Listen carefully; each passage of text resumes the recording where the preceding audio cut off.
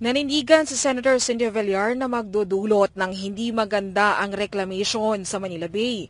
Isa raw dito ay ang mga pagbaha at ang posibleng paglubog ng Metro Manila dahil na rin sa climate change. Mayroong 22 reclamation projects na nakapending sa Manila Bay, pero ito'y sinuspende ni Pangulong Bongbong Marcos at subject for review ngayon ng DENR.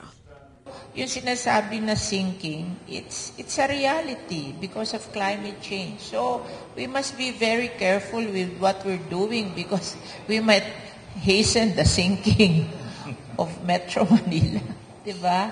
So we have to be careful and we have to make allowances for those findings that it will not happen to us. It's happening in Jakarta, it can happen to us. Una nang sinabi ni DOST Secretary Renato Solidum Jr. na kasunod ng pagtaas ng sea level ay maaring lumubog ang mga kalsada, tulay at airport na malapit sa coastal area. Sinabi rin ito na kailangan ng pag-isipan ng gobyerno ang agarang migration ng mga infrastruktura kabilang na ang airport na malapit sa dagat. Pero ayon kay Villar, kailangan tang pag-isipan ang naturang ideya lalo pat hindi madali ang basta-bastang paglilipat ng paliparan. Ayon sa Senadora, magiging magastos daw ito sa bahagi ng gobyerno. They should do work with DPWH on how, because airports are very expensive and we are not really that rich country.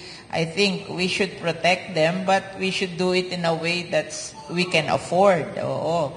Kasi mabigat, like ang dami nating airports near the coastal areas kasi yun ang available land. Naman, even airports, we have problem getting lands for the airports. In fact, why some airports are